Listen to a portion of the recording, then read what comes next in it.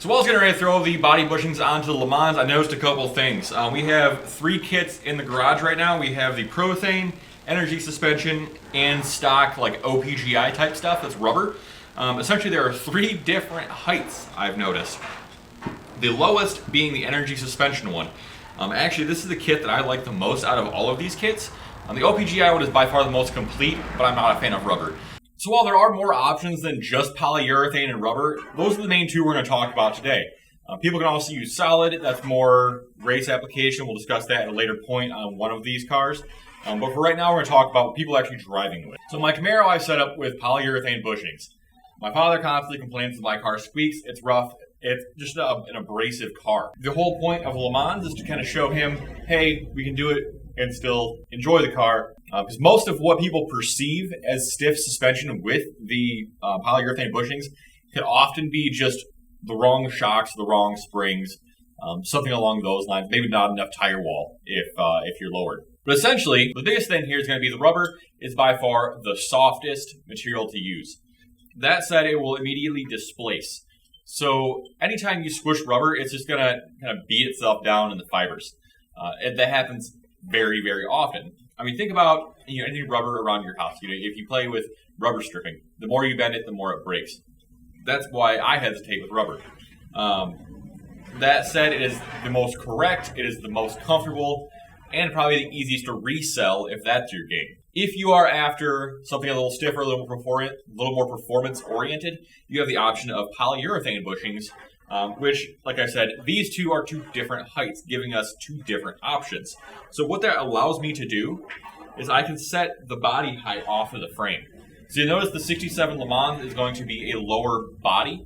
It's just going to allow us to kind of play games with our frame and give us a body drop without having to actually do any real work other than swapping bushings out. It seems to be that the Prothane ones are the most correct for size, if that's what you're after. But it seems like the energy suspension is by far the most complete kit, being as the Prothane kit did not come with hardware and it did not come with the sleeves. The energy suspension kit came with sleeves, washers, a few different size washers even, but does not supply bolts. That said, bolts can be found at any hardware store. Grade 8 bolts are what we're using here. So the largest complaint that people have with polyurethane bushings is often the squeak. So that squeak can often be negated by just greasing the parts. Anywhere you have metal contacting the bushing, you probably should grease it up. I use high-temp axle grease. Prothane ships their own grease for their stuff. I think UMI has their own stuff. Let them have their own solution for what you should use with their bushings. So just kind of keep that in mind, as some might have different chemical reactions that we don't intend. But in my experience, high-temp axle grease is my go-to for just about everything. So don't be surprised when you see that on anything that I do. And while you're thinking about doing body bushings, make sure you also take a look at the body bushing mount holes. A few companies make actual spacers to go on top of that to where you can weld that in to fill that space in, or you could just kind of bolt to it and call it good if you really felt like. It's not recommended, but hey, it is what it is sometimes. And the final major category of these bushings is going to be solid bushings. That can be R-joints, body bushings. There's a lot of options. Heim joints that you could use. My Camaro has solid end links on it for the sway bars.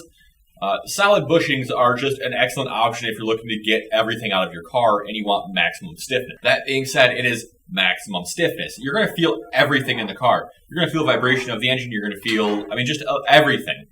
So it's not recommended at all for street use. A lot of guys will run solid engine mounts. And that's cool if they want to do that. It's not something that I would personally do any of my vehicles at this point.